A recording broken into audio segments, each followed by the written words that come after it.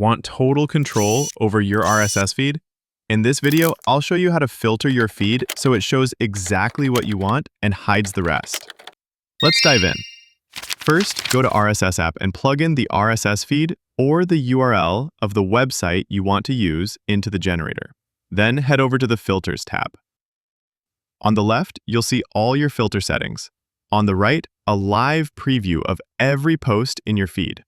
You can automatically hide posts that are missing key info, like no image, no description, no date, or non-secure links. You can also hide duplicate titles or descriptions. Next up, clean title. It's on by default to auto-remove clutter, like the website name from every post title. You can turn it off and manually choose which website tags you want to exclude from the dropdown. Use the whitelist to only show posts that include specific keywords. Type in your keywords one by one and press enter, or paste them in a single line divided by commas. You can apply the filter to the title, description, link, or image URL. Need more precision?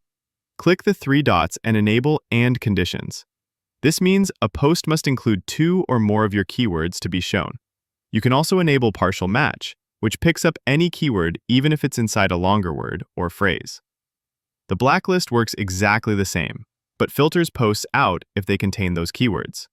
Want your feed to stay fresh? Set it to automatically hide posts older than a certain number of days, or even hours. Now, let's talk about advanced rules, which help you modify post content. You can replace text, remove extra text, add text to the beginning of posts, add text at the end of posts, set a new link that users will be directed to when they click on your post, or replace part of a URL string, or hide posts matching specific text. You can even use regex rules, short for regular expressions, for powerful pattern-based edits. Check out the guide in the description to learn more about regex. You can also manually hide any post, block a domain, or pin key stories so they always show up first. Finally, you can click More at the top to reset everything, and toggle global filters on or off. Those are filters you can apply across all feeds on your account. That's it. Your feed is now fully filtered and tailored to you. You can share the XML, send alerts to Discord, Telegram, Slack, or email, or embed it on your site as a widget.